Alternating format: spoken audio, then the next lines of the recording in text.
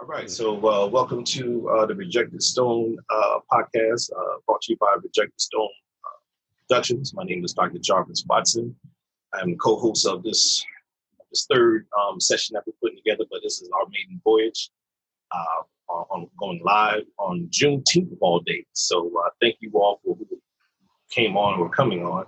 Just let you know this is live and it's also recorded. So just to let you all know, this is a brave space as opposed to a safe space. But we're going to get into some issues today, but definitely talking about Black Lives Matter. But before we get started, I want to introduce my co-host, Dr. Zebulon. I would like to say a little bit about yourself. Yeah, greetings, everybody. Welcome. We're really pleased to be doing this. Want to first say happy Juneteenth to everybody. This is kind of like, it really does feel like more like a holiday every year, a true holiday. I felt it all day, the spirit kind of building. So it's nice to just be together like this and having a chance to dialogue and conversate. Conversate, that's not a word, but I'm gonna make it a word today, because it's Juneteenth. That's what I'm saying. We're making up new rules. So now I'm just pleased to be here. My name is Zebulon Miletsky. I am most importantly co-host of the Rejected Stone podcast, and I'm so glad just to be here with you all today. Yeah, man. So definitely great to be on here with you. And we have a good brother that we realized that got some things in common as far as people that we know and things that we've been doing. And I just want to introduce our guest, Justin Williams. And Justin, how you doing over there? I'm well, Jarvis. How are you, man? Pretty good, man. So this is kind of give you a little bit of his bio. Justin's 20-year career as an educator, New York State certified English teacher, which I was also certified as an English teacher, so respect to that, and a school administrator. Has been about focusing the attention of the students on issues of social justice and self-empowerment. One of his favorite expressions used with the students is the study of literature and film is a study of ourselves. Couldn't say it any better. Justin has taught English courses in every grade from 6 to 12. In his illustrious career, he has also taught college students at Penn State University and Hofstra University. At Penn State University, where Justin was a full scholarship member of the football team, respects to play football as well. He was the 3-year letterman while earning a bachelor's degree in English education and a minor in African American studies.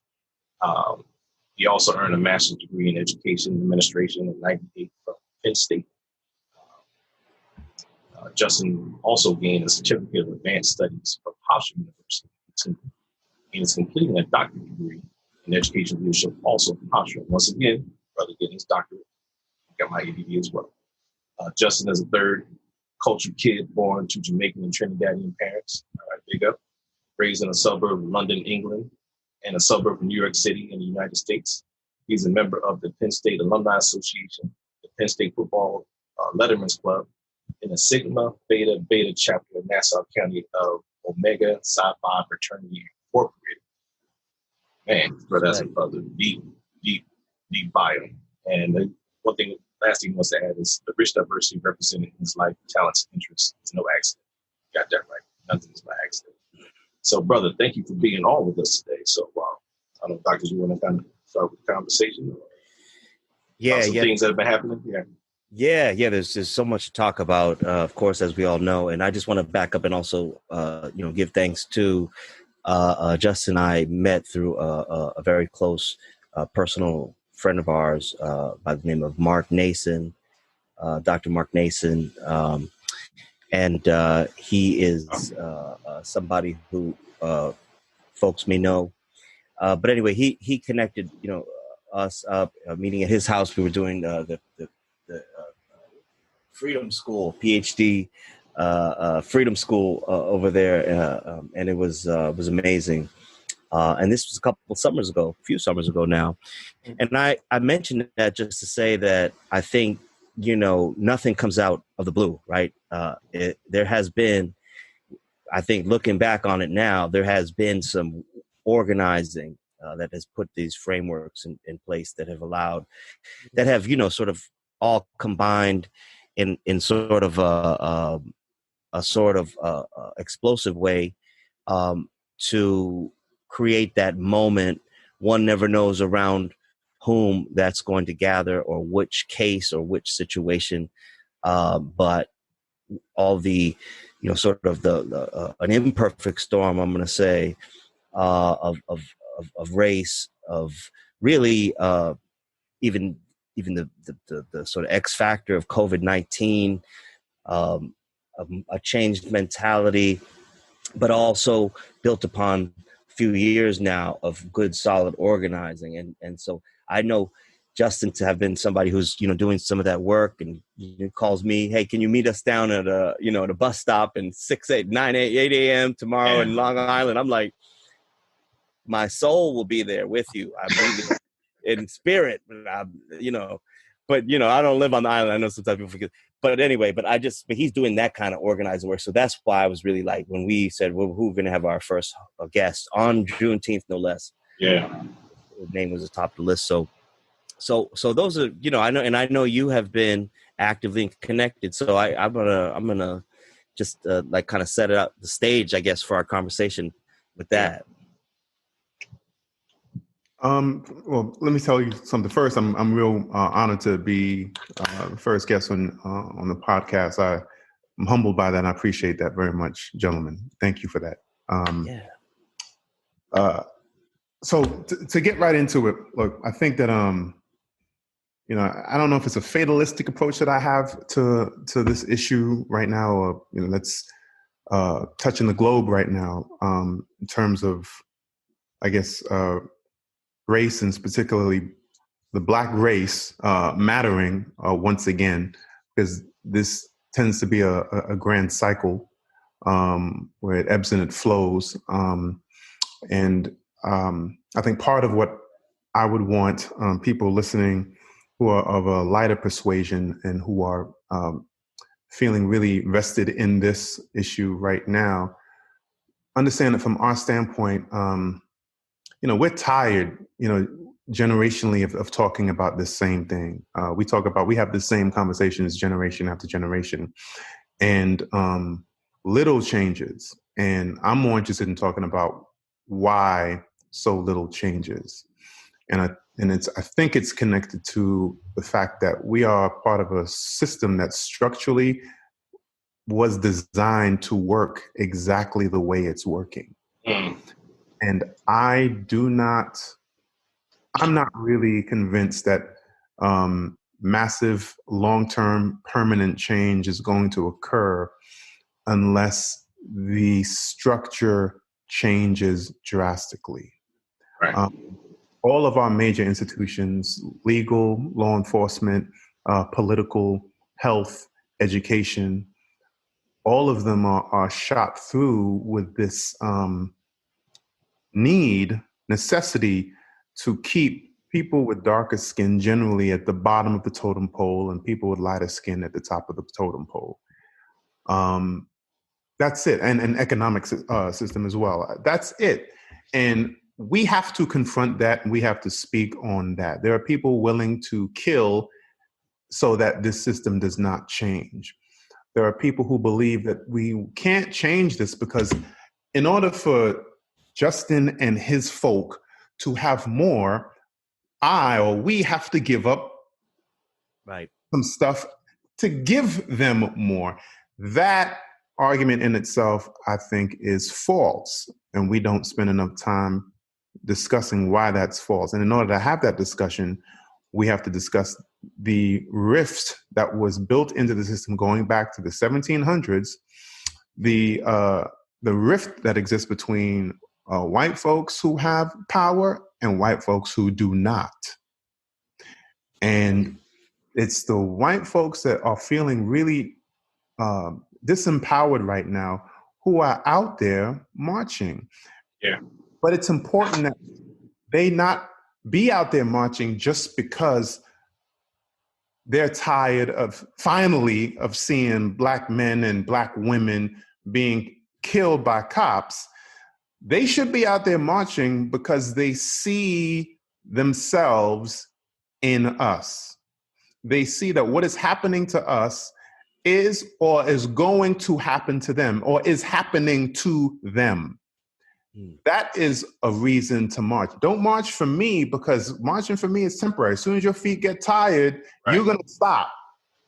But if they recognize that what is happening to them, and it's happening structurally to them too, then I think that we have an opportunity to sustain what is going on and to structurally change the paradigm.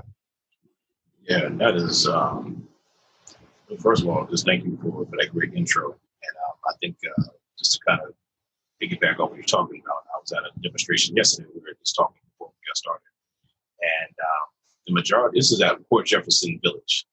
There's a number of coverage on News 12 and some other places. But when we started, I was like looking around. I'm like, where are we as African American and Black folk? And realized that the neighborhood has come out white or Caucasian citizens. And walking down the street, I just had to take a number of pictures. So probably something I can share later. But just looking back, I'm like, this is a sea of like a mixed group. But really kind of seeing us literally peppered. We being African American Black folk peppered without. And then I was talking to a friend of actually one of your brothers, Joe Perry. All right. And we were saying that are they fed up with what's happening? Are they going to be here like today and not tomorrow? We're going to be here for the long haul. And just to find out, and on that particular level, there was actually a Caucasian young man who was helping to make that happen within this town of Port Jefferson, who opened up the door and had the resources to make that work as a true ally, and allowed, I don't like to use the word allowed, but provided an opportunity for young man Malachi Maloney, who's actually a Stony Brook student, to lead that. He was also a member of Alpha Phi Alpha Fraternity Incorporated. So it was just like to see like this young man, young college student, also part of a national organization, leading I don't know how many generations of protests and demonstrations that we can count, marching down predominantly white neighborhood in Port Jefferson Village. And, to see the power that come together when you actually have a true combination, a true marriage, a true that's membership, collaboration between those who can open the doors that are white, those who have a message who are Black, to really make sure that people are understanding that Black lives matter. So I'm hoping that it can be replicated and duplicated in places like the governor's office, where we see all these laws and changes that we talked about before. But I'm hoping that's the model that a number of us are using. So yeah. Jarvis, I just brought up a picture. This is something from yesterday. Okay. It's not probably the best picture. I know you probably have some, but yeah. that was the moment, and you could kind of see over your shoulder a little bit, right? Different things, but I think I know exactly what you're saying, and just that was a really thoughtful kind of way to as you always do, explore the issue, look at it a little differently. And I always have appreciated that about our discussions. I always felt like, and whether they be electronic or in person, I always got a sense of a sort of a sharp eye for news and what's happening, and sort of a unique take on some of the issues that's not so unique, that's right in line with, I really think that during this time, when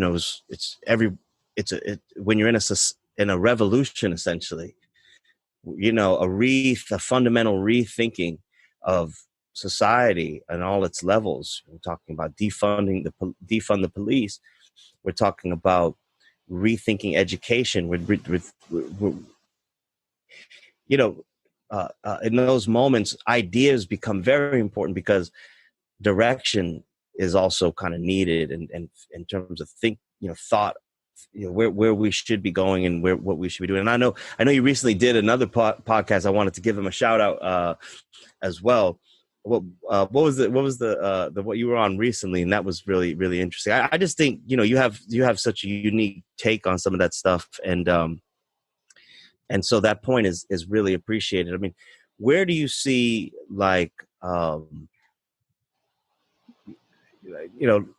when we talk about education, we always make the assumption we're talking about urban, rundown, schools and stuff. I know you've had experience with different levels of teaching and educational backgrounds.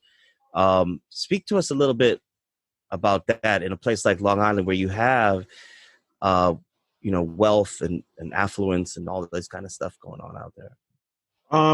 Well, in Long Island, you have both, and so the common way that education gets discussed in this country is that urban schools are poor, rural schools are poor, and suburban schools are wealthy. And is usually the case. It's a lot more nuanced than that, because you have sections in Nassau and Suffolk County school districts that are not as affluent as others, of course.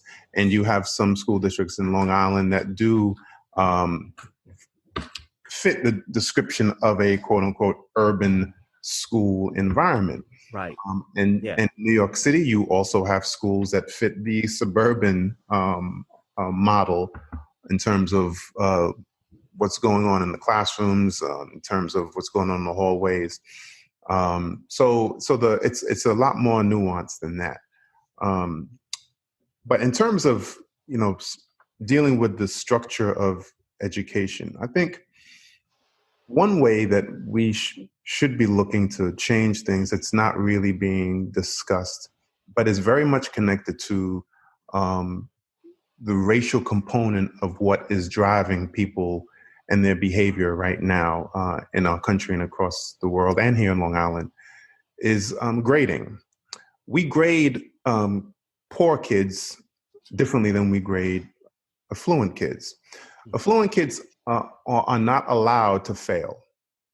So we have we call it grade inflation, right? Whether we're talking about an affluent school district on Long Island, whether we're talking about Harvard, Yale, Princeton, the top schools in the world, when you go into those schools, you are not allowed to fail. Private schools here in Long Island too, some of them will not give a grade below 75. And in some places around the world, you won't get a grade lower than 80. They will not give you a grade until you can earn a B. Okay? Poor kids, on the other hand, will get 55s all day and all night. So the question becomes, why do we allow poor and working class kids to fail? We allow them to fail, but we don't allow wealthy kids to fail. Okay? That's a fundamental question that gets to the heart of why these marches are happening, because that's the school to prison pipeline. Yeah. Okay? So another question we have to ask is, why do we give grades, period? Why do we give grades? Well, isn't the purpose of school to sort society into haves and have-nots? Because if that is really the purpose, which it is to sort from young, we're going to decide using these grades who is going to be winning and who is going to be having a more difficult time winning, if they win at all. Okay? There's some research out there it's not new, but it's new maybe for a lot of people who don't think about the gaming industry and how the gaming industry has been for years now doing a hell of a lot better of a job educating than the public schools and maybe a lot of private schools as well. And why is the gaming industry so captivating to people in terms of what they learn and their desire to play these games, right? It's immediate feedback. They can work alone or they can collaborate with others. They have unlimited opportunity for success. And they also can play the same game in various modes: easy, medium, hard, or really hard, right? So there's differentiation of instruction is what we call that in education, okay? Now, the most important one of those is unlimited opportunity for success. In many schools, in too many schools, you have one chance to take the final or the midterm or any test. In a public school system, you have a 10-week quarter and 4 quarters. You'll have every 2 weeks or so a major test, a major assessment. And you have one shot to take that, one shot. Now, who would buy a video game if they said, this is going to be the greatest video game of all time? You buy it, you got one life, and that's it. You're dead, you're done. Yeah. Who would buy that game? Yeah. But that's, in a nutshell, is school. You got one chance to take tests. Right. Now, so this gets to the kind of heart of inequality. And so this is what I look at. And if we really want to start changing things in mass, that's one area we got to look at. Schools. And we don't allow rich kids to fail. They get multiple chances to do well. Working class and poor kids don't. Yeah, that's well stated. And what that becomes about. Yeah. Yeah, I'm even thinking about some of the things you find for those who are taking IQ tests and how they kind of pit those who are from a certain race or in a certain class to be better than those who you said that are poor or underserved and unprivileged. And we find out is that the IQ test is based off of IQ, something that is internal. But people are taking tests and prep courses to take the IQ test. So right there, you will already change the game in regards to what IQ means. And it's like, well, if it was a level playing field, you shouldn't have to pay extra money to have your child take this prep course. Take an IQ test to be about whatever is innate or whatever you develop as far as your intellect to your IQ, your intellectual quotient, and which should be level. Same thing with the SATs. Another situation that even though you can take it multiple times, can you take it multiple times in regards to being able to afford it?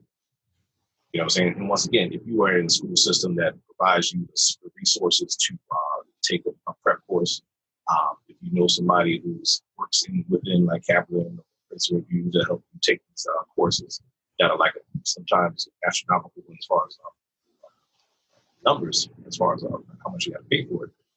If you have the privilege to do and time to do that, you're going to definitely see some numbers rise up more than others, because while you're taking that course, that prep course, I have to work 2 or 3 jobs just to put some food on the table and go to school at the same time.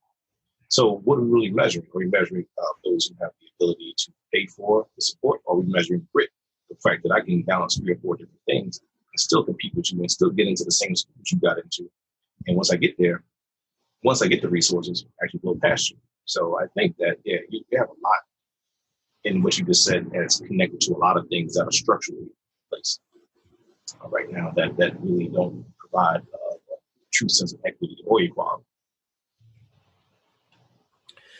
Yeah. No, I think so. I think, and I think, in the midst of, with COVID-19 and all this changes in education, kind of was a game shifter in terms of the whole discussion about private, public, and then charter, of course. And I'd be curious to pick your, since we're on that topic a little bit, is to get your thoughts about where does that restructure when we're hearing that the Bill Gates and foundation, Bill and Melinda Gates, foundation is going to be, now, we'll keep an open mind, but we know that in the past, some of those kinds of have been on the charter school side. We have a Department of Education, a person, Secretary of the Department of Education, right now, who's a huge charter, not only advocate, but anyway, I just would love to get your thoughts on that.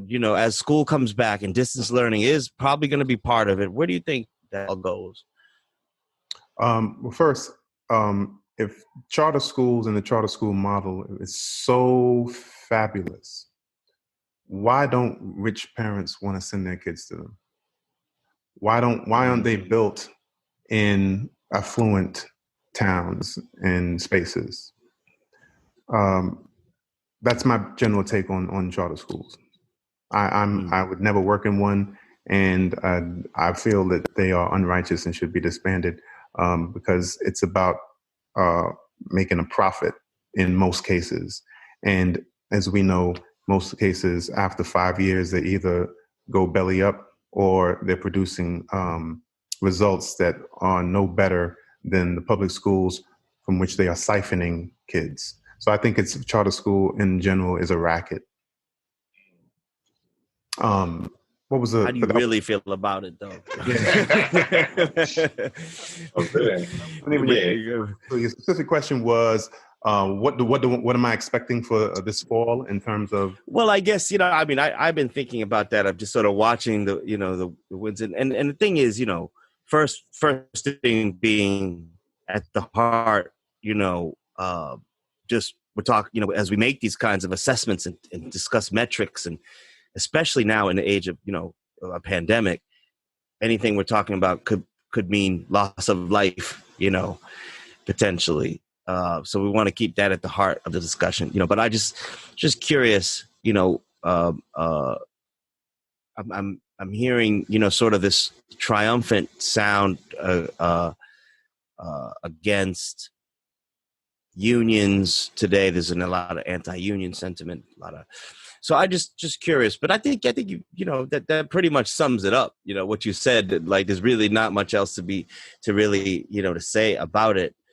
But it seems to me that in this time, the public schools have been the places of care. They've been places like in my neighborhood, our school, my kid's school was turned into really a community center for the time being. And I didn't see that with the charter schools. They may have been open, but I didn't notice. See, I'm just tired of talking about, all kinds of stuff that to me ultimately doesn't matter, right? And so the where I'm coming from is this: racism is destroying our ability to live as a species on this planet. Okay? Racism is destroying our ability to live on this planet. There you go. Capitalism was built on the back of the racist notion that we can enslave people with dark skin and force them to work for no money, right, and create trillion-dollar empires on the backs of that free labor, okay? Now, those trillion-dollar empires are destroying the environment as they continue this economic system that provokes skin complexion hierarchy and attaches a dollar value to that labor. And as you go up, you make more. As you descend, you make less. And as you descend, you are darker typically. And as you ascend, you are lighter. That's all over the planet. Okay? Yeah.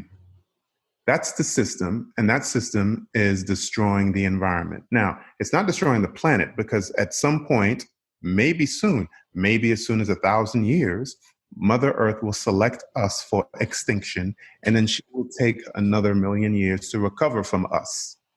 But she will recover. I think that the situation is that dire.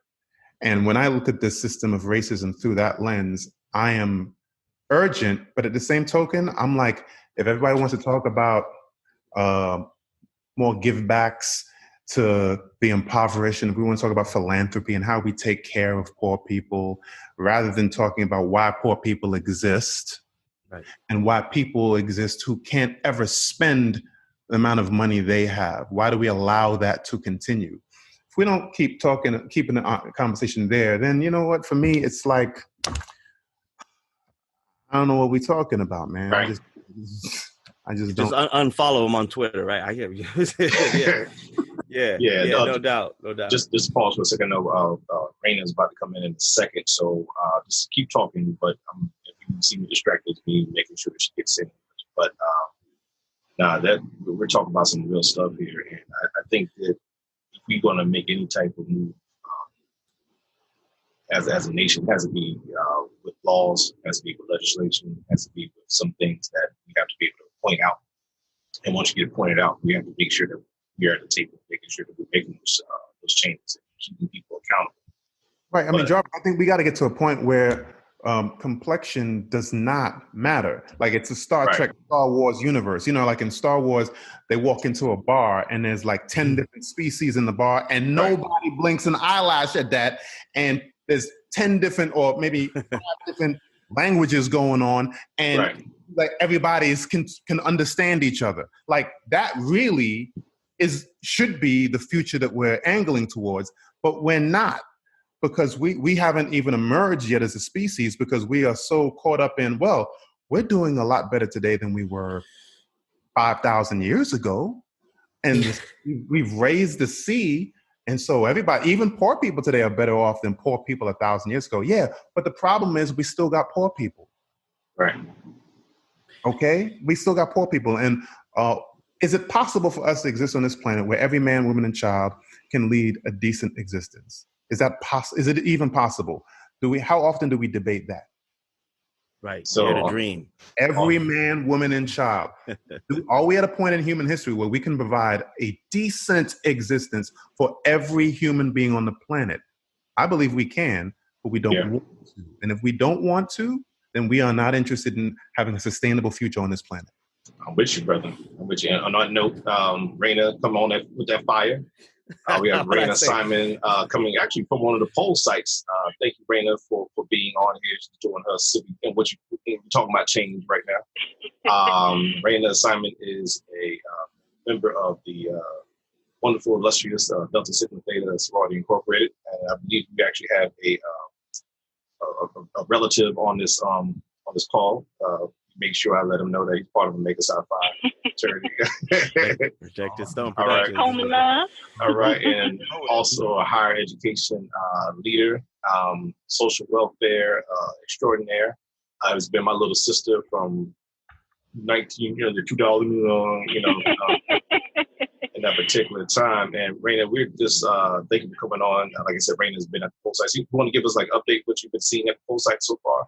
Because we have some really a lot of different changes as far as doing absentee ballots, and then we have these bridge site kind of situation to help people register, not even register to vote, but just to vote in general, vote early. Absolutely. Yeah, so I just want to make sure that you can hear me well because I am in my car. So I just want to make sure the audio is good. Yeah, we got you. Yeah. All right, sounds good. So so I am a Board of Elections chairperson actually for the town of Smithtown.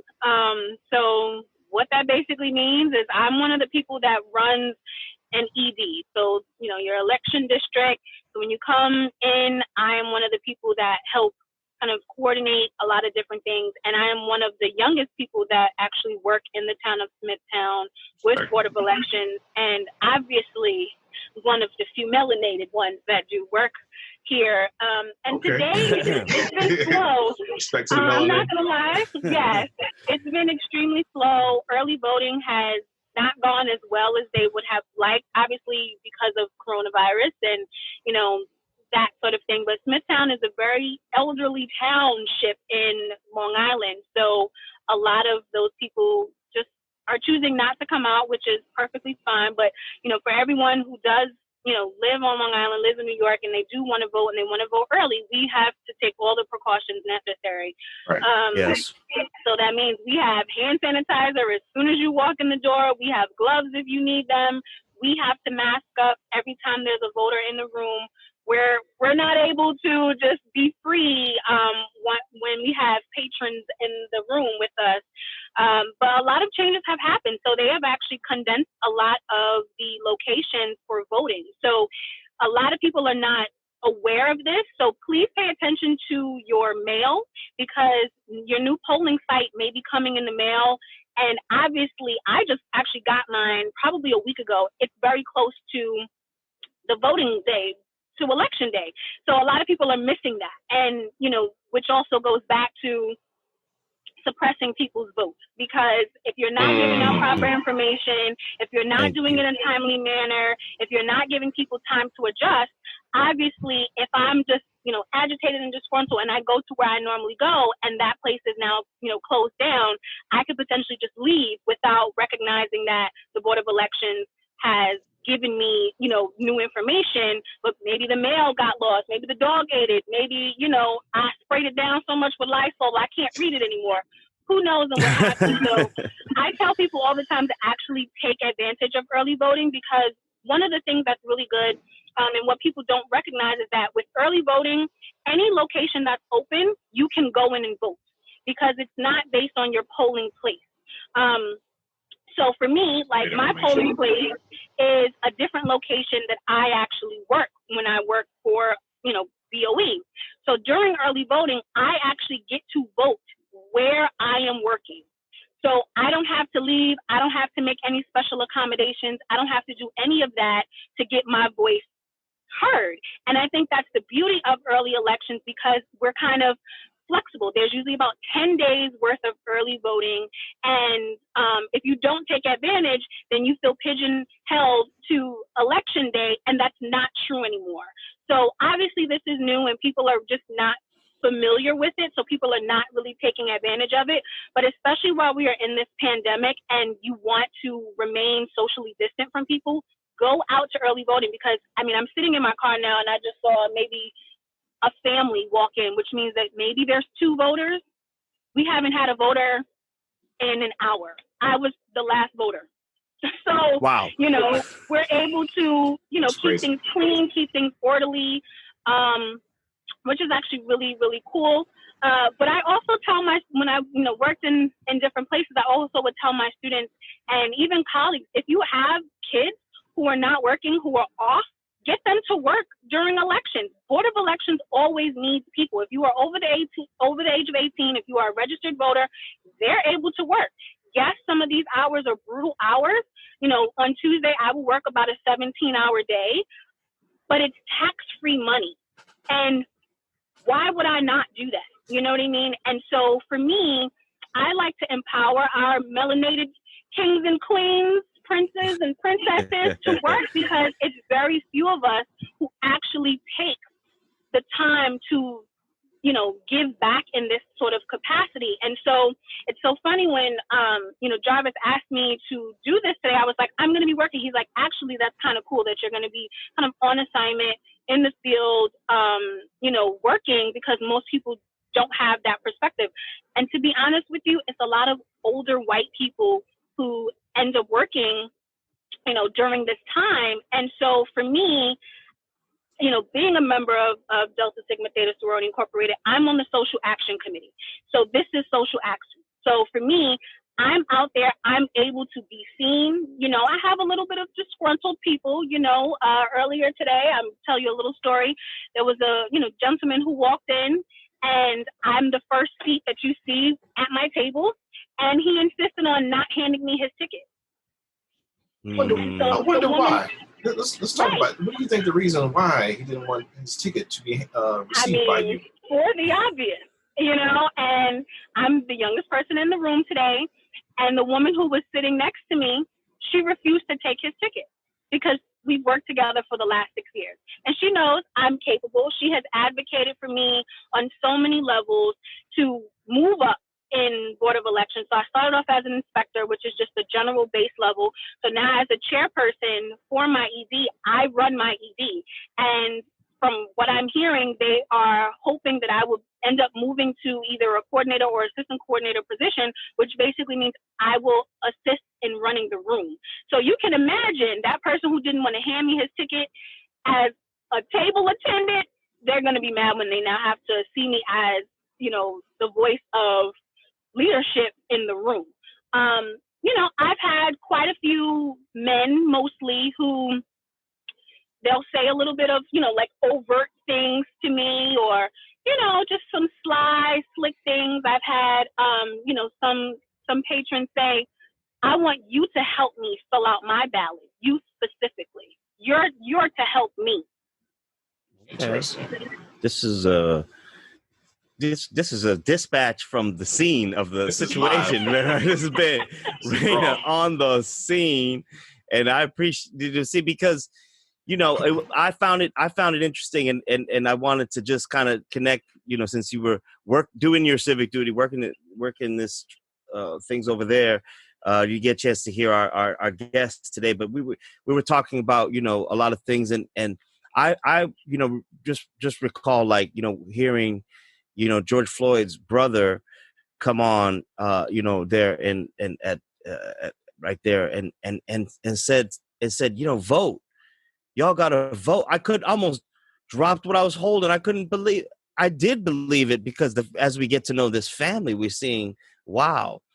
But he said vote, you know, and I was like, to connect up what just happened and have the presence of mind as emotional, you know, as hurt as he must have been, to be able to collect his thoughts and say vote. And we have said it a long time. It's almost become something like people hear it and say, "Oh boy," But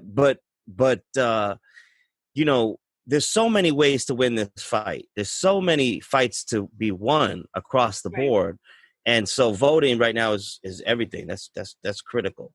That's critical. Absolutely, and I find that we don't do ourselves justice to gain the necessary knowledge of what we're voting for, and we often just like, I don't feel like it, whether it's convenience of location, time, the ability to have that, whether you work in a place where your boss may not want you to take the time, a lunch break or something, to go vote. Those are things that they're not supposed to keep you from doing that people don't recognize. And the polls are supposed to stay open until the last voter leaves the location. So if on, election day, if you walk in a polling place at 8:58, we cannot shut down until you are done. And I don't think that we encourage people enough to do that. I saw a lot with Georgia and how they had, 2 and 3 hour waits. Yes. As many people as I could tell, please stay on the line. They are required to let you vote, and I think as, people, we tend to use that frustration and diminish our own voices because we don't have the patience, the wherewithal to just stick it out, to just say, what, I'm going to be in this line. I'm going to, do the right thing, and I'm going to wait. I know that there were some of my sorors who were out there bringing snacks to people. They had ponchos. They were asking for the community to come out and bring, ponchos and umbrellas, just to stand there and be on some Farnsworth Bentley holding an umbrella so that the voters, felt comfortable. And that's mobilizing. That's community mobilizing right there. And you know what? Yes. And like I said yesterday, we actually were marching, and we stopped at one particular point. Respect to Malachi Maloney out there and the rest of the people who marched yesterday in Port Jefferson. We took a knee for 8 minutes and 46 seconds. It's a really poignant picture that I definitely want to share with y'all later. But we were on our knee for like maybe 5 minutes. Matter of fact, 2 minutes. I was like, yo, this is starting to hurt. But when you start to put in perspective what people had to go through, what George Floyd went through, and what other people had to go through prior to that, a couple hours online doesn't mean anything when you really had to be at a poll to give, like my mom talks about, you had to sing Dixie. You had to do a test to make sure you were a good citizen, which is like, if someone tried to do that right now, that was like totally against the law. So I think the fact that you putting things in perspective about like the relative, you put the picture back up, the relative nature of time and place and manner compared to what was happening before we had rights. I think is really great. But I think another thing and this is a question for both of you all, what needs to happen a little bit more so we can have maybe some more community mobilizing? The information goes out a little bit different. I know we're on live right now and, people are seeing this right now, but how do we get back to that particular point? Because we're out there marching, but then the next phase of what we're looking at is how do we go to the next level and voting, but it's not just voting because it always seems like you said, there's a game that's being played. What kind of techniques or strategies can you suggest for both either you or Justin to kind of help people understand? Justin.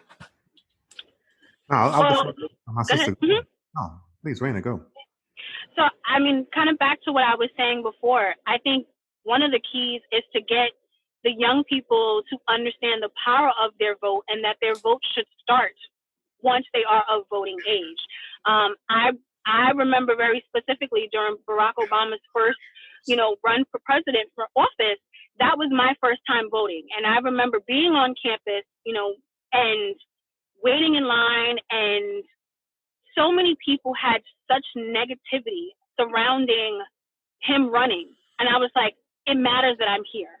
And I don't think we have poured into them enough to know the importance of their vote.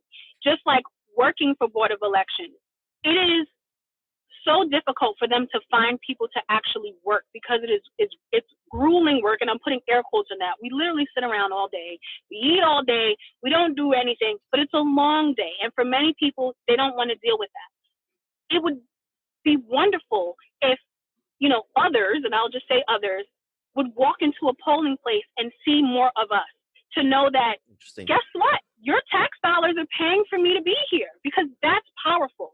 And I don't think we correlate what we do at Board of Elections with what, our civic duty is. It's not just voting, but it's the fact that I am a presence here, so that way you can see me, to see that I am taking full advantage of not only my rights to vote, but my rights to be able to work to help you and others, whether you agree with me or not, to be able to vote. And it's the elderly, it's, other minorities, it's, for other people to see us as, a presence in different communities. Because listen, I'm not in, where I'm from Brooklyn. I'm not in a Black community. I'm in a very white, very homogeneous, community. And so to me, whether I'm meeting, people who are disgruntled or not, to me, it's powerful that you see me. It's powerful that that I have, a position of authority in my ED. It's that I'm being called upon. I was on a road trip getting calls like, can you do this? Can you do that? I need to put you here, because I am a resource. And the younger you are, the more they're going to keep you. These are positions that are going to last you and sustain you while you're in school. You can do this stuff. And so, like I said, it's tax-free money. So why not take advantage and be a presence where you are? Well put. I wouldn't argue with you. Yeah. Oh, go ahead. I'm sorry. Yeah. Sorry, Zeb. Sorry. I would add. No. Yeah, go ahead. Raina is 100% right. Only thing that I would add is the reason that more of us we don't go out is because on average we busy hustling and trying to just take care of our kids, our families, and feed ourselves. And so it gets back to the poverty issue. We allow poverty to exist in our society, and the question is, why are we doing that? Why are we allowing extreme, in too many cases, extreme poverty? People who are, impoverished are not thinking about voting, okay? And so too high of a percentage of those folks have darker skin. And so the issue of voting is just something that is just not in their realm of importance. And we are also very much aware that certainly one political party has no interest in ensuring that as many people who can vote do vote, and are actively trying to stop that from occurring. And the other party is really not trying hard enough to counter those measures. And then, of course, redlining, and then we have these voting districts that are gerrymandered to death to ensure a gridlocked government at all levels. And so when you look at those things in totality, we have to ask ourselves, this is a system that is working as is intended to work. And, so I'm tiring of the discussion of getting more people out to vote. Let's make sure that people have a decent existence. Then we won't have to beg people to vote, because they will. Yeah. I think our politics are starting to come around in so many ways. Speaking of the organizing that led up to this, people might have wondered, okay, why are terms like socialism being, bandied about? Why are we hearing more about living wages, and we're talking more about, minimum wage? We're talking about livable wages. We're really finally getting down to the heart of the matter. I remember when I first started teaching, I teach at Stony Brook in Africana Studies, as you know.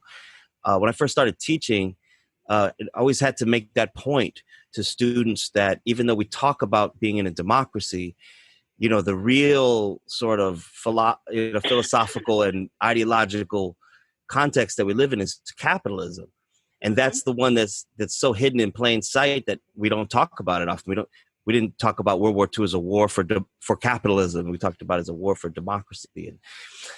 But in the last several years, that has been coming out more in the dialogue and becoming.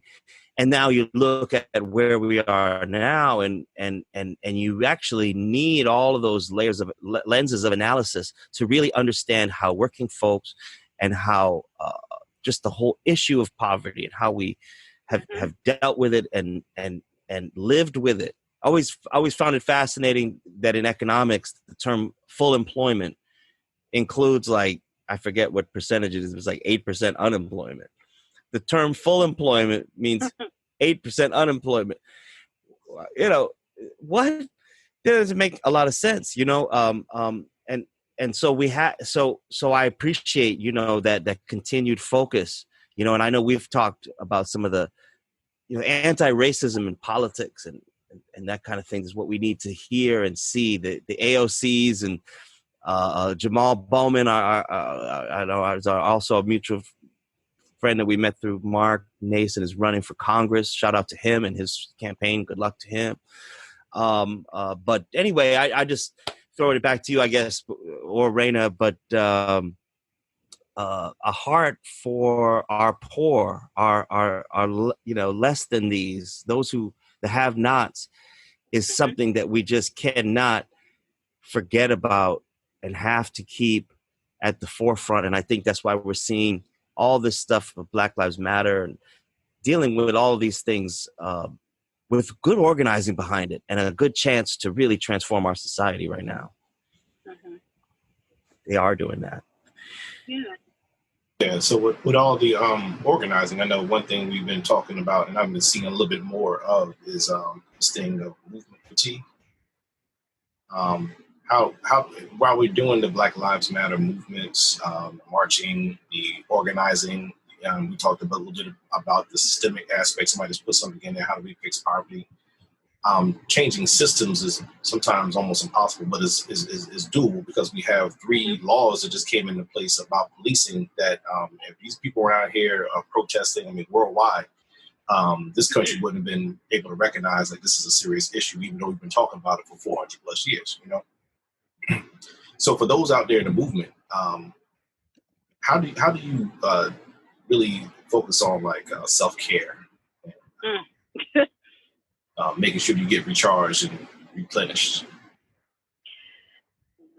That's an interesting question, and kind of multifaceted because, you know, as a Black woman, you know, we are oftentimes the backbone behind a lot, if not majority of the things that are going on right now. And it's hard because we are forgotten. And so mentally, that does something to you when you look on the news and you see, you know, your fellow Black queens and they are gone and there's no justice for their killings. There's, you know, no one is really talking about them. So now a lot of self-reflection happens because that very well could have been me. So now what does that do to my psyche? So, you know, for me, I try very hard, and I think this is something that, you know, I have felt compelled to do a lot more of, which is to post more on social media, you know, to be able to, whether my platform is 3 people or 300 people or 3,000, you know, people, to be able to bring forth information that is pertinent to not only the Black community, but to Black women. And to me, that is very empowering. That is something that makes me feel good each and every day. But that doesn't negate the fact that, guess what? You know, there are days when I'd rather eat, you know, 5 slices of pizza because I can't, you know, and I think it's hard. I think we forget that the mental anguish that we go through having to see this stuff and having to live through this stuff is very real. Somebody I know, she posted something that said, I think it might have been my cousin actually, who said that we are currently living through, you know, a time where once we come out of this, whenever that is, we're going to have to really deal with the fact that everyone, and majority of them are going to be Black and brown people, are going to have some serious PTSD. We're going to hear things that are very triggering. We're going to, you know, see things that are very triggering. And, you know, there's really going to be this sense of, you know, heightened sensitivity. And I think we're experiencing a little bit of that now, but how do we deal with that in the long run? How do we, you know, transition protesting and, doing all this rallying every day to just going back to normal. What is normal? They want to focus so much on, post corona, but it's not just post corona. It's post deaths and police brutality and murders. How do you expect us to just kind of go on? I think the bonds within the Black community are going to be strengthened, and we're going to see more of that, family-oriented nature that we know and love, because that's going to be our place of solace. And right now, where we have to be socially distant, it's really hard. I'm a single person. I live alone. Can you imagine what my daily struggle is every single day to be not only isolated, but isolated? So I am home alone. And I'm having to see all of these things, on social media, on the news, hear it, in so many different capacities. I appreciate the people who do the check-ins, like, hey, how you feeling today? Have you eaten today? Did you have, an adult beverage? Okay, how many did you have? Because I need to make sure that you're not, doing too much, just enough to take the edge off. But, we are in this world where some of us might come out with, some liver issues, because we are self-medicating in that capacity. Some of us might come out, with closets full of stuff because we were just shopping to put the Band-Aid on it. But what are we doing as a community and as a people to really recognize the fact that some of us are going to be going through a lot more in the end, and I urge, our Black men to really check in on your Black women, because, we're fighting justice for all Black people. But then when we say, but what about this woman and what about that woman? It's like, oh, well, what about, this man? We often kind of get pushed to the side. So that does something to us, because we're fighting this fight and we're some of the loudest ones to fight this fight. And yet, and still, we're also some of the most forgotten. And so I think for me, I just challenge that community, that family base, that love that we typically have for one another, to really be strong, and to allow people to break down, allow people to have those moments where they're not okay, and don't expect them to always show up for you. You got to show up for other people when they actually need you. See, Black Lives Matter was founded by women. Come on, let me talk to you. Talk about it. Black women. And hey, see, that's there's nothing we can really add to that. It's just to pay tribute and that we have to all keep working together. We have to keep seeing each other, being there for each other. Looking, that requires you to look out for each other in the first place. Right. And one of the things that we can rethink and remake in this time period, because who would have thought all these different things would come together the way that they have? You would never have planned such a thing. But since we're in that moment, we can really rethink and remake how we treat one another, how we go forward in life. Are we checking in with people so much? They did an article, a Newsday. They were asking, about racism, and none of this made it into that article. So that's why I'm mentioning it here. But I was saying to them that if you notice, when you see people who are like racist, they're also very angry. Mm-hmm. And it is we got to start treating racism as a public health issue, mm-hmm. as a mental health issue, mm-hmm.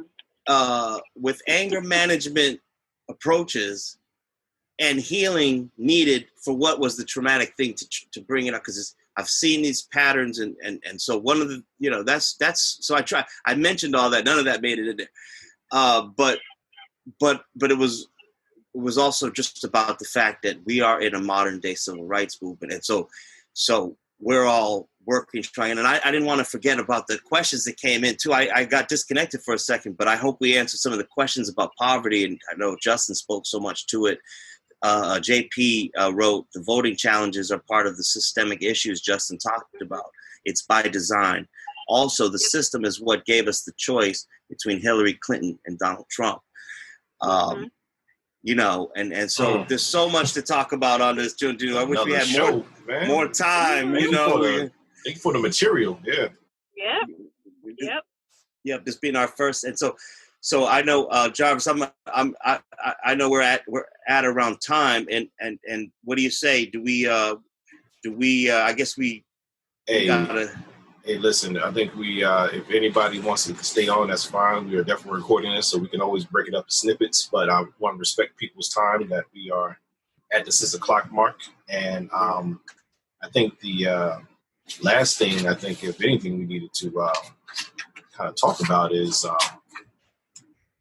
where do we go from here?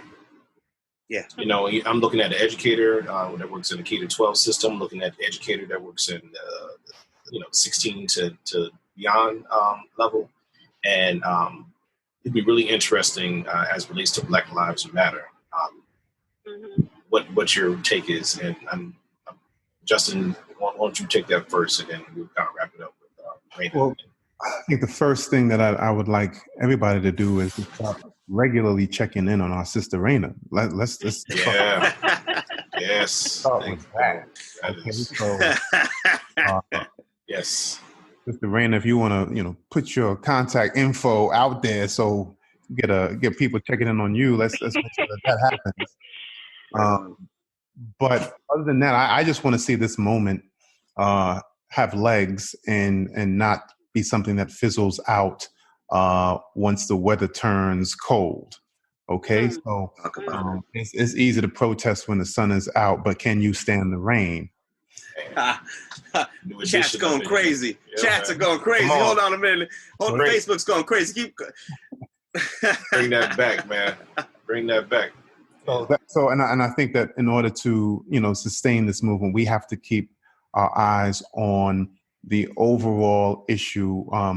Black men and women being murdered on the streets of the world by law enforcement is a symptom of a larger issue that is influencing and affecting the working poor, which is made up of a rainbow coalition of complexions. Okay.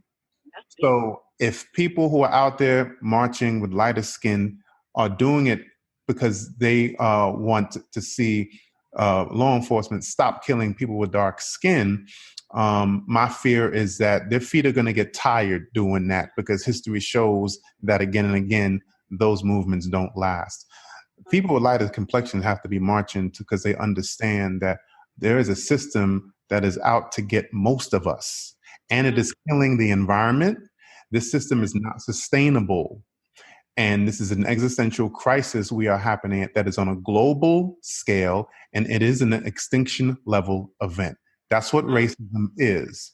And there's no point you being on the back of the Titanic in your tuxedo making fun of me because I'm already underwater in the front. Because the water's coming for you too. Correct. That's where we are with racism. And I would like us to, I'm trying to keep the discussion there. Yeah, man, police brutality is a beast and it needs to end. Yes, we do need to defund police. We don't need them as often as we think we do. Look at, if we take care of poverty, affluent communities don't have a police brutality issue. So let's focus on redistributing wealth and making high quality communities throughout the world, and we won't need police officers to have armor and tanks. It's a simple, to me, it's pretty simple. We know the answers to the issues. We just have to make sure that we keep the issues, the proper issues illuminated. And we're focusing on the symptoms and not the causes, okay? Yeah. Yeah. Thank you. Raina? For me, I feel that our young people, our youth, really play a key role in breaking down racism. It warms my heart to see some of these young people, our white young people who are fighting with their parents about these issues and trying to teach them and help them unlearn this mental creation of foolishness. Let's just call it what it is. And I really appreciate that. And the reason why I do is because obviously racism is learned. It is not something that we are born with. We see children on the playground and they just want to, hug and play with each other because that is the innocence factor of who we are as humans, what we're supposed to be as humans. And over time, that is, unlearned because you are getting new information that teaches you to sway to one side or the other. And so for our young people who have chosen to not feed into that as they get older, I think is so powerful, and we need to encourage them to have that voice. If we are encouraging them to be individuals, if we are encouraging them to have self-expression, we need to also encourage them to fight against racist actions, whether it be their parents or grandparents, things like that. And we, as minorities, are not exempt from that. I remember hearing certain terminologies that I was like, first of all, we're not even supposed to say that, and it's hard telling your grandparents, you can't use this term, or you can't use this word to describe someone, whatever you want to say. That's our responsibility is to help that, because what if your grandparent now is helping you raise your child, and now they're going to influence your child? It's a learned system, it's a learned behavior, and it's a sickness. As Zeb was saying before, it's a mental illness that we have inflicted upon ourselves as people, regardless of color. And I think that as Black and brown people, we need to do better by our people. We need to do better by what we are teaching our kids. Yes, we need to teach them, manners and how to be polite and be kind and all of those great things that we teach kids how to be, but we don't teach kids how to grow up to be full-fledged adults, respectable adults of one another. We just don't do that. And I think that it's really important for us to do that. We can, rewrite history books. We can put all of our information there, but if we're not bringing that into the home, what are we doing? Because a lot of the learned behavior that we see happens in the home. Teachers can only teach but so much. Yes, they have a level of influence, but if the parents are not willing to educate themselves and educate their kids, we're going to continuously see this cycle happen. We talk about breaking down cultural, barriers, and we say, oh, the cultural barriers stop with me. Well, what are you actually doing to make sure that those things stop with me? What does that look like for you? What does that look like for you and your girlfriends, your homeboys? What does that mean?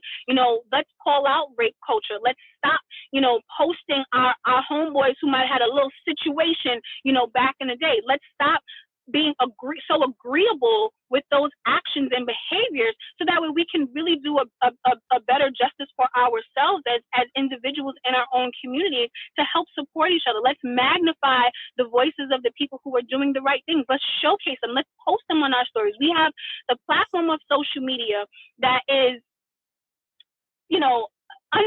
undoubtedly a gift and a curse. Let's use it for more of a gift. Today we are celebrating Juneteenth, and it's like, let's buy Black today. Okay, well, why today? Let's buy Black every day. Why are we not saying that buying Black is what helps us create better communities? And as we're talking about creating more wealth and getting us out of poverty, let's do that. Let that be the narrative, period. Not just on Juneteenth, but on, August 1st. What are we doing for those days that are not on the calendar? Not just Black History Month on those 28 days, and when leap year it comes and gives us 29. Like, let's do this on a real level. We have the power to do that. We have the power to change that, and we choose to be complacent and not rise to the level. And I think that's part of our own narrative. That's part of us creating our own story, is that we need to do better about posting that. And let's be inclusive enough that when we get our allies who want to, amplify our voices, that they are amplifying our voices and not quieting our voices. We need to teach our, white counterparts that you don't speak for me. You allow me to share your community with you, that you magnify my voice so that way it's heard on a grander scale. Not let me shut you up and let me speak for you because you don't know my experience. And I think that's also a part of accountability as well. We need to teach people in a lot of ways how to help us advocate for ourselves where we can't do it, where we have our own handicaps.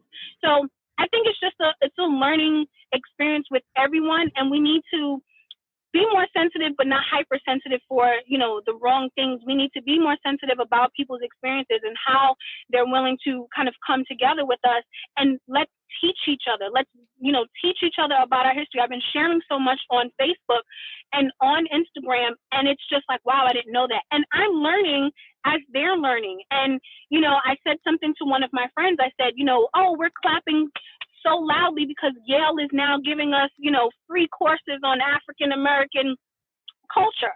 I was like, but do y'all realize that this is what HBCUs, this is what they do every day?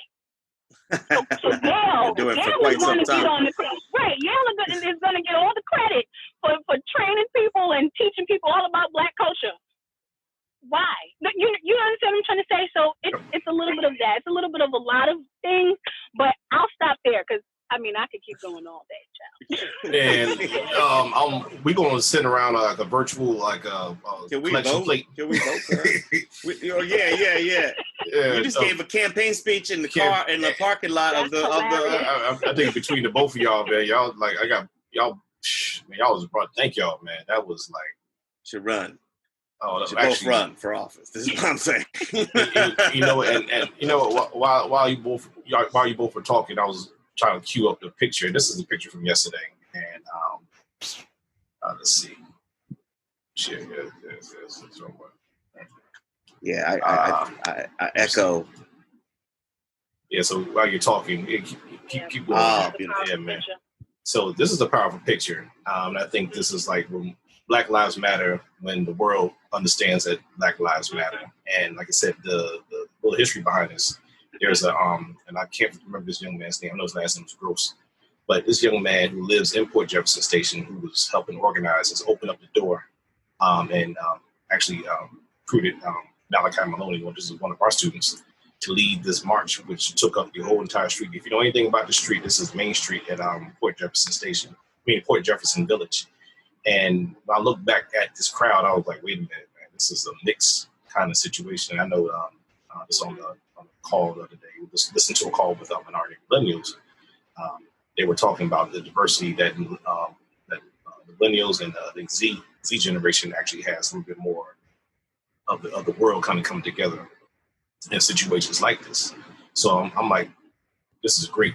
And I'm hoping that at the next level, they're still at that whatever table they need to be at to make sure that these things are going to actually have some type of sustainable effects on change and how we see the world. So we're really looking at these young people. I really applaud them and love them for their dedication. And I'm hoping that they want to do a little bit more on their own to learn a little bit more about the Black experience, but take that and take it to the voting polls, take that to the legislators, take this to the school systems, take this to our higher education institutions, because of the fact that we are really depending on them. But also, this is the revolution that's happening right now. These are the ones that are making things happen. As an Generation X, I'm just like, man, we were marching, but not like this.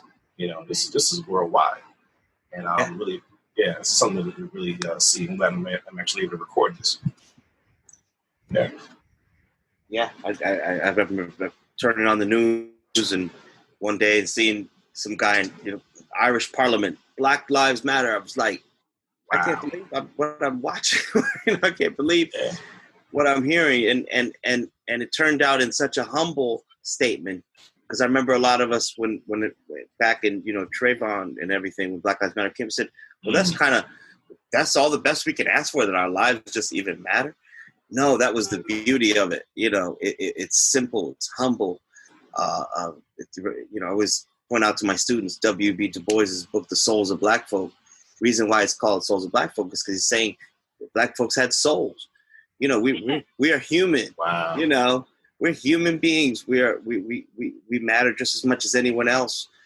And the whole point is we all should treat each other better. A new vision of the world. I just also I didn't want to keep going, but something Justin said. We're seeing people are now going to the UN to testify and talk about these human rights abuses. And we always remember Malcolm's sort of words towards the end, and he was planning to bring these things before, and efforts were made. We Charge Genocide. This is a really good piece on that. And so it's almost like all the things that were left on the shelf from the civil rights movement, the Black Power movement, all the other movements that didn't get dealt with are now suddenly getting dealt with and being engaged with in a very powerful, transformative way. And it's what a time to be alive and in conversation and just in touch right now. It's remarkable. Yeah, it's beautiful, and I've participated just to kind of soak it all up. But listen, marching is not going to do diddly squat at the end of the day. The work is going to be in creating policies that are going to change things. And those policies have to be enforced. So we've got, this is a really necessary and powerful moment, but it has to be sustained with action that follows the action of walking around and loving each other up and unifying across complexions, across persuasions of all kinds. It is a monumental moment in human history, but it will be largely for naught if it doesn't result in paradigms change. I agree. I remember watching Instagram Live, with Angela Rye and Amanda Seales. And one of the things that they were talking about was the fact that, regardless if we are mad that, Joe Biden will be our Democratic, candidate for presidency, it's not about, him as a person. It's about us as a people, and how are we going to hold him accountable? So when people say, oh, they're not going to vote because they didn't want Biden to be the presidential candidate, they were like, you're missing the point. Regardless of the figurehead, they still need us to be influential in being able to advocate and target the things that matter to us.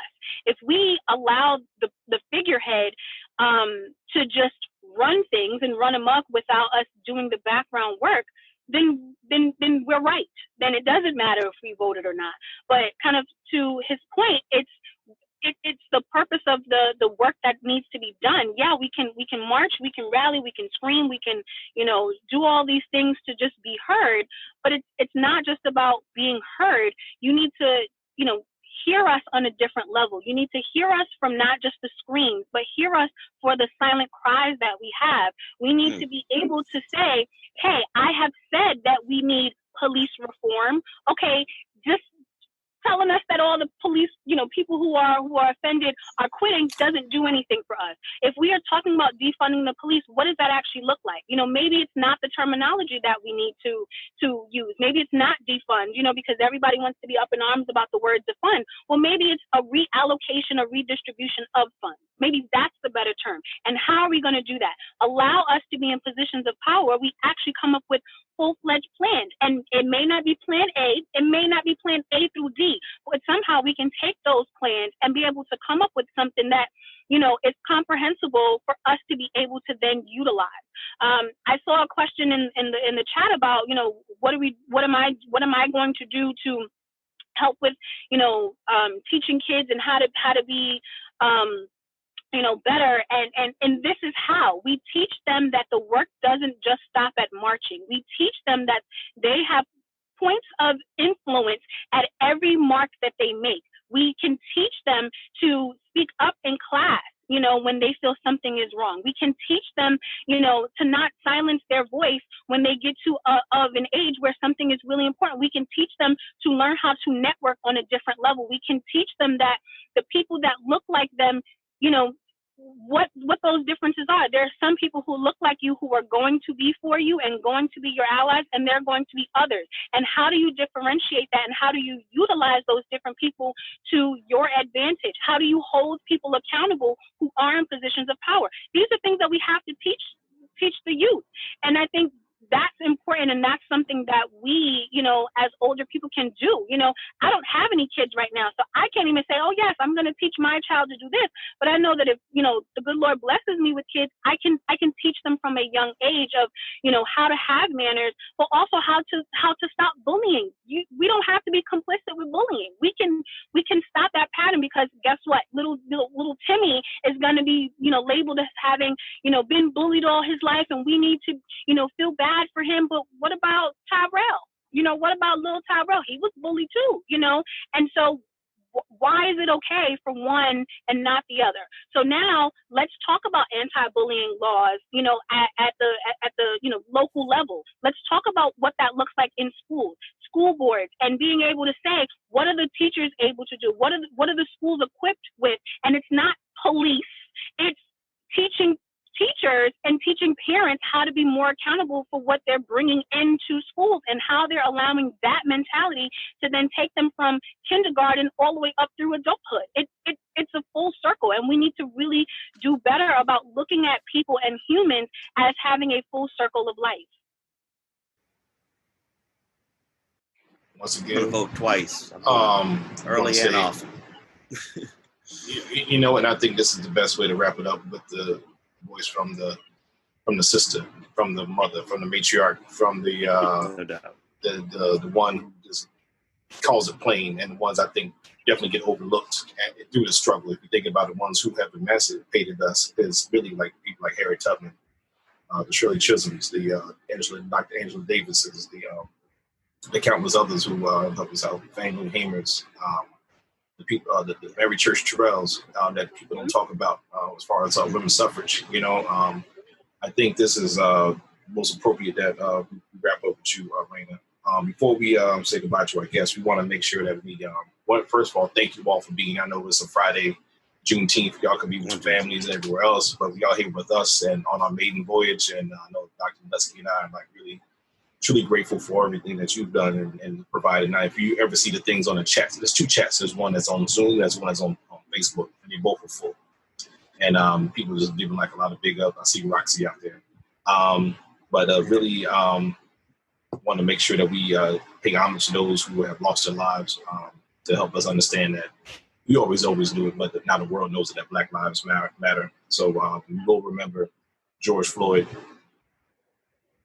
Breonna Taylor, Ahmaud Arbery, Remy Fells, Rhea Milton, Tony McDade, our brother out in ATL in Atlanta, Rayshard Brooks, Oluwatoyin Salau. All right, we want to make sure we pay homage and just like brief moment of silence for them.